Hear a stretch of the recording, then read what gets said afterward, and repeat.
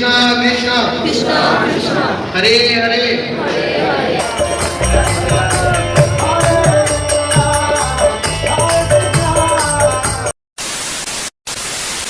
নবদ্বীপ থেকে আসার পরে আমরা একটু রেস্ট নিয়ে তারপরে আমরা কিন্তু লাঞ্চের জন্য চলে গেছিলাম। আর লাঞ্চে কতখানি লাইন গিয়েছে তোমরা জাস্ট দেখো। লাঞ্চের জন্য কিন্তু দুই রকমের কুপন আছে। একটা কিন্তু 60 টাকার খাওয়ার আছে যেটা হলরুমে বসে খেতে হয়, আর একটা 250 বা 300 টাকার খাওয়ার আছে যেটা এইভাবে টেবিল চেয়ারে বসে খেতে হয়। তো আমরা সবাই মিলে বসে গেছি আর আমাদের সামনে কিন্তু থালাবাটিও সাজিয়ে দিয়েছে। এরপরে এক এক করে খাওয়ার আসবে।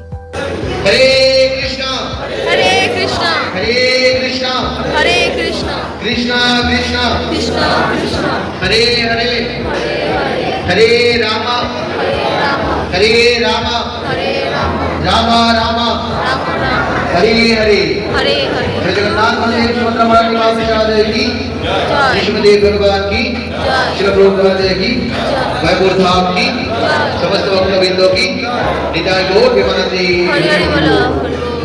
তো তোমরা কিন্তু দেখতেই পেয়েছো যে কত সুন্দর কৃষ্ণ প্রণাম করে কৃষ্ণের নাম নিয়ে কিন্তু তারপরে এখানে খাওয়ার দেওয়া শুরু হয়েছে। তো যাই হোক, এটা কিন্তু আমার খুব সুন্দর লেগেছে। তো খাওয়ারে প্রথমেই 2 চামচ ভাত, লেবু, তারপরে ছিল শুক্তো ডাল আর একটা বেগুনি ভাজা, তারপরে ছিল চানা পনির পটলের তরকারি, 1 পিস করে রুটি দিয়ে গেল, তারপরে ছিল স্যালাড। তো এরপরে এক এক করে আমি খাওয়া শুরু করলাম। প্রথমে ভেবেছিলাম যে সব একসাথে দিয়ে দেবে তারপরে খাবো, কিন্তু বাধ্য হয়ে আমাকে খাওয়াটা শুরু করতে হয়েছে।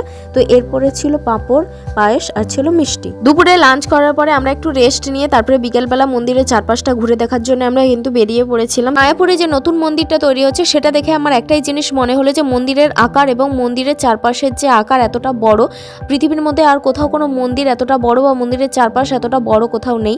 তো এইটা নিয়ে কার কি মতামত আছে আমাকে কিন্তু অবশ্যই কমেন্ট করে জানিও। মিউজিয়ামের পাশে এই পুকুরটাতে কত মাছ কিলবিল করছে তোমরা জাস্ট দেখো। আমি তো এখানে দাঁড়িয়ে দাঁড়িয়ে বলছিলাম যে একটা ছিপ আর একটা কিন্তু জাল নিয়ে এলে খুবই ভালো হতো, বসে বসে এখানে মাছ ধরতাম।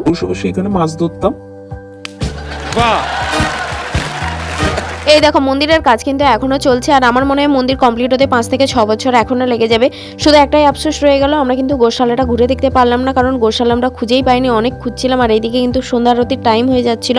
তো সেই কারণে আর দেখা হয়ে ওঠেনি। তো নেক্সট বার যখন আসবো আমরা কিন্তু গোশালা অবশ্যই ঘুরে দেখবো।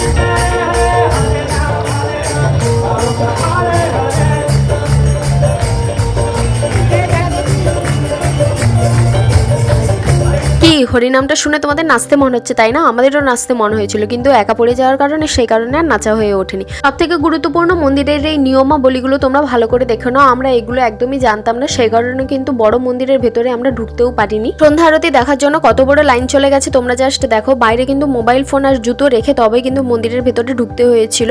আর যেহেতু মোবাইল ফোন ওখানে অ্যালাউ নেই সেই কারণে কিন্তু বিগ্রহের কোনো রকম ছবি বা ভিডিও তুলতে পারিনি। ভগবানের দর্শন করে মনটা খুব ভরে গিয়েছিল। সেই ফিলিংসটা আমি তোমাদের ঠিক বোঝাতে পারবো না, যারা মায়াপুর গিয়েছো তারাই ঠিক বুঝতে পারবে। সন্ধ্যা আরতি দেখার পরে আমরা সবাই মিলে চলে গেছিলাম বাজারে কিছু কেনাকাটা করার জন্য। ফিরে এসে আমরা আমাদের ভবনেই রাতের খাবার সারলাম। আর আমাদের ভবনের খাবারের প্লেসটা দেখো কতটা বড়, আর এখানে নিচে বসেও তোমরা খেতে পারবে আর চেয়ার টেবিলেও।